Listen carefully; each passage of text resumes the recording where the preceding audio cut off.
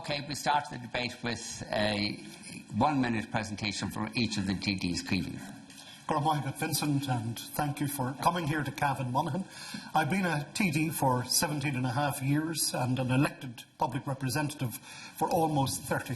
It has been a great honour to have given service to the people of Cavan and Monaghan and to have represented them on the national stage. In opposition over all of these years, it is a time of preparation for the opportunities and challenges of government.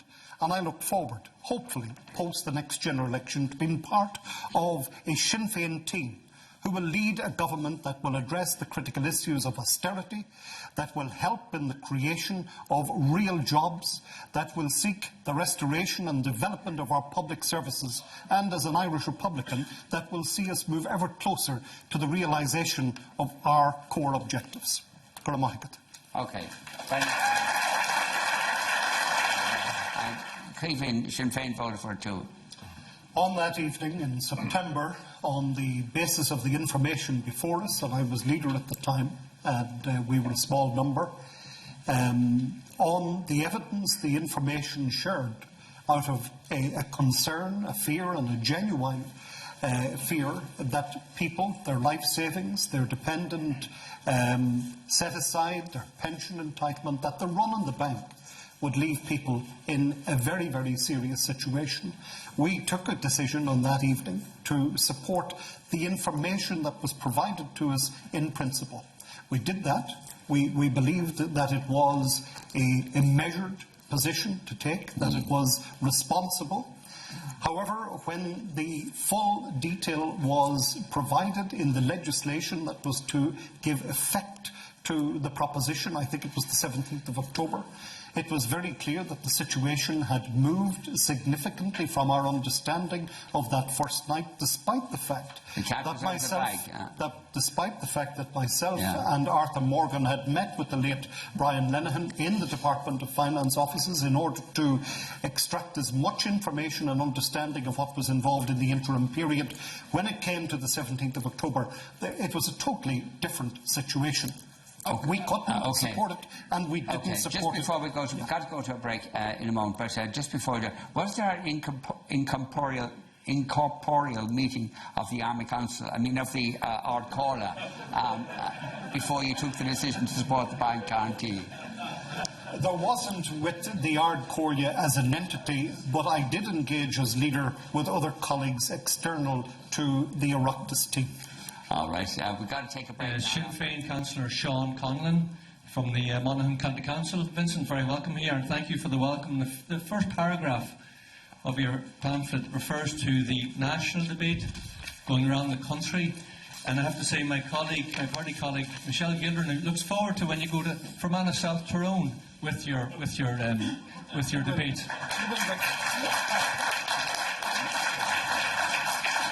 I hope that we do get to places in Northern Ireland, by the way, as well, throughout the rest of the country. Genuinely appreciate that. I want to raise the issue of healthcare, Vincent, and to the panel. 4.5 years ago, former Minister for Health, James Riley, he acknowledged the very poor state that our healthcare had descended into under the previous government. We felt that impact very, very greatly in Monaghan and across Cavan. James Riley gave the commitment on the steps of the courthouse in Monaghan, if elected, that he would do all in his power in the government to make sure that the services were restored back to Monaghan General Hospital. Now, of course, since that time, we've seen continuous freefall and decimation of services. And when I do mention Monaghan, of course, it's had a huge impact on the Cavan General Hospital, as all within this room would acknowledge. There has been, of course, very recent figures released by the National Treatment Purchase Fund indicate that for the Cavan General Hospital of its own, 7,200 people are on waiting lists. Navan General Hospital, 4,000 people. Drogheda General Hospital have 10,000 people on their outpatient waiting lists. That's not to mention the hospital waiting, the trolley crisis. We see now almost on a daily basis figures in excess of 500 people. Now, of course, if there was the proper restoration of services throughout our smaller hospitals, including Monaghan General, we would see perhaps a decrease in such a crisis situation. So I would ask, how do we have the faith in this current government 4 years in? And of course, and I have to say, the previous government represented here tonight, with their promises, and of course Michael Martin indicated this morning on Morning Ireland, that their health policy will be issued early 2016, indicating what they might do to restore our health services.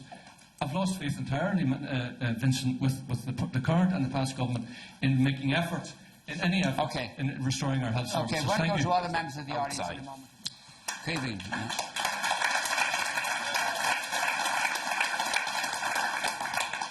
Well, I think it's very gracious of Sean here tonight to mention James Riley at all, because the leaflet he's just put through all our homes in County Monaghan in the past week claimed that he had done all of that himself. The list was very, very impressive, and all of the monies that have come in relation to a whole list of investments in the county were all down to Sean on a solo run. So well done, Sean. You're some TD, that's for sure. I think it's very, very important that the issue in relation to the hospitals viewed in Cavan Monaghan must be looked at together. We have a Cavan Monaghan hospital group at this point in time, and it had not served our case well that we were seen to be almost like a Christmas cracker pulling in two separate directions. The first thing that needs to be said is that the staff, the frontline staff in Cavan General Hospital, are carrying out an heroic and excellent service in all our interest, and that has to be recorded. Cavan and Monaghan...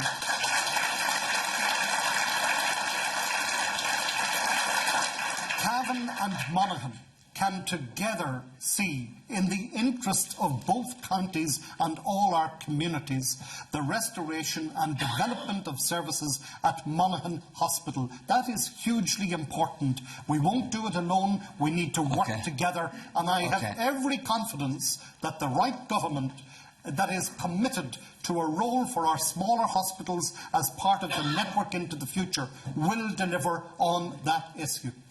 Okay, go ahead. Yeah. Sure. First of all, I'll not get personal. I'm not going to take any cheap shots at anybody, but Keevan's party, Sinn Fein, have never delivered anything for the people of Cavan Monaghan because they've never been in power in the Republic. They've never delivered anything for the people of Cavan Monaghan. Secondly, in relation to... Who never... Sinn Fein. They've never delivered anything for the people of Cavan Monaghan. How could they? They haven't been in government. Never been in power. That's the point I made. But I can assure, just for the record, that anything on the list that Sean has published, we have made our contribution in lobbying and representations just as effectively as any other backbench government TD. Make no mistake about it, we have played our part, we'll continue to do that, and given the opportunity in government, we'll show the difference. McGovern, Sinn Féin, West Cavan. I'm a retired school teacher, taught in Talon Community School for about 20 years. And I laugh when I hear this talk about... Sean was saying about a health service.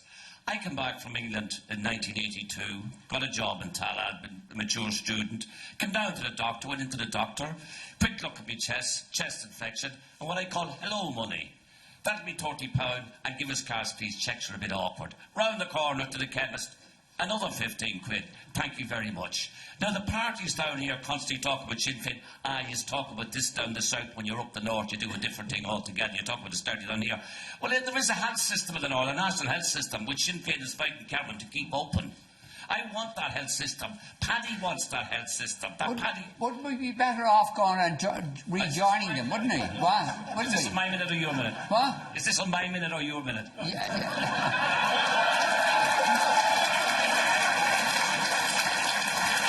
Okay, somebody in the... Yes or no? Would you be willing to resign if manifesto commitment were broken? The critical thing is the programme for government. If you're talking about shared opportunity, the delivery of a programme for government that the respective component parts have committed to my mind, that's an absolute that should be adhered to strictly. But how about breaking manifesto commitments? Manifesto commitments, it will depend. No party is going to have a complete overall majority. So you might break your promise the next election. It's not the case. That's what you're saying. No, that's not the case. You might break your promise. That's what you're saying. It's not the case. You can't believe what you say. The manifesto, you will not, in a shared situation, be able to deliver verbatim in relation to in other words, you what might you have break to your do. Promise. What you have to do is to ensure that the critical and most important elements are seen through and adhered to. Cavan is the first politician ever to promise to break promises. No.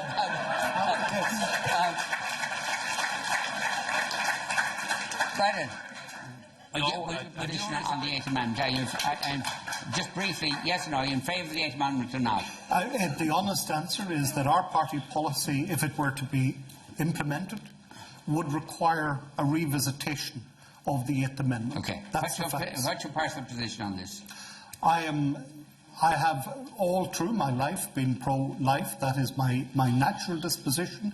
I do accept that there are circumstances that we have got to be much more understanding and willing to face up to, and I do believe that there are circumstances in terms of rape and incest, and yes, in relation to fetal abnormalities, where the woman should be given the opportunity for a termination early in and with confirmation. Brendan, very briefly, let's just deal with the latter part of that question. Are you going to step down in favour of the younger women who are standing in your constituency? It will have to be, well, in my case, it will have to be the convention will make the decision. No, you can make the decision. No, the party membership will make the decision. No, they make the choice. Cavan, you can choose for yourself to stand down. No, I can say that if the membership of Sinn Féin in Cavan and Monaghan were to honour me as part of a team to continue to give service, I will be very happy and honoured to do so. Our party have, without the requirement of legislation, a very strong gender equality ethos. We have demonstrated in terms of our 5 ministers in the Northern Assembly, 3 are women. Our 4 MEPs, 3 are women. When we talk about gender equality, it's Matt Carthy in this constituency who's giving male equality along with 3 women MEPs. We're very proud of that, and we will continue to facilitate and to encourage. But in answer to the question, will you step down in favour of a woman candidate? Your answer is no. I will very happily share the opportunity. Will you stand down in favour of a woman candidate? My issue is in relation to the equality of young people. Earlier this week in Castlebar, the Taoiseach mentioned that welfare, or work, not welfare, will bring people out of poverty. Over the last 2 governments cut social welfare for young people, and a lot of talk has been mentioned this evening, especially by Deputy Conlon, about returning emigrants, bringing young people back. But as a young person from the border region, where we have seen very high levels of youth unemployment and emigration, and where we have to remember that it's not just migration out to different countries, but we've seen young people having to go to urban centres in order to gain employment. So in terms of equality for young people, I would like to ask the panel, how are they going to make sure that young people are treated properly? What would they do in terms of social welfare for young people, and in terms of making sure that job creation actually happens in the border region? Would you be in favour of Cavan standing aside in the next election and you being the candidate? Would you? Would you be in favour of that? Sinn Féin, to the best of my knowledge, is eloquent.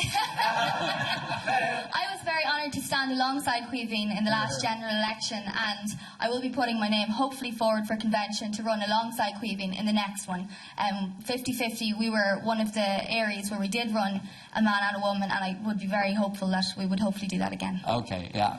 Yeah, woman right down, back there. Okay. Any political party. If you had a chance, your own personal, would you turn around and refuse to play the bondholders? I'm sorry, say that again? Would you refuse to play the bondholders if you had a chance? Yeah. Absolutely. Yeah. Absolutely. They should never, ever have been taken in. Sovereign debt, totally distinct. The bondholders should have been burnt. End of story.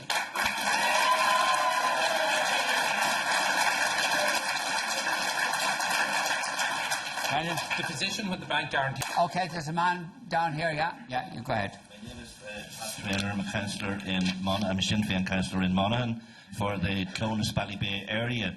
And I believe that while a lot of the problems will not be resolved with a magic wand, that we do need an economic stimulus and economic investment in areas like this to address the effects of austerity over the last number of years. One infrastructural project in the area that is awaiting investment is the Ulster Canal and the reopening of the Ulster Canal, and that would create a lot of jobs in this central border area. It would also be an opportunity to attract new businesses into the area. So I'm looking for a commitment from your panel to the investment that would reopen the Ulster Canal. Okay, very briefly, David. No, very briefly, because we're running out of time. Well, absolutely. The Ulster Canal is a project that needs funding immediately in order for the actual works to get underway. Can I just add that I'm sorry that other issues that have been raised, and particularly in relation to childcare and SNAs in relation to children with specific challenges, I think it's very unfortunate we didn't get the chance to respond from the panel. I'm sorry about that.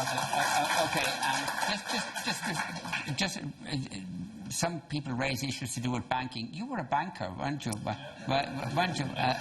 No, there's a distinction between being a banker and being an employee of a bank. Was it the Northern Bank you were a member of? No, I wasn't, Vincent, no. But I will share with you, I started that career in my life in this town, proudly, many years ago. Thank you.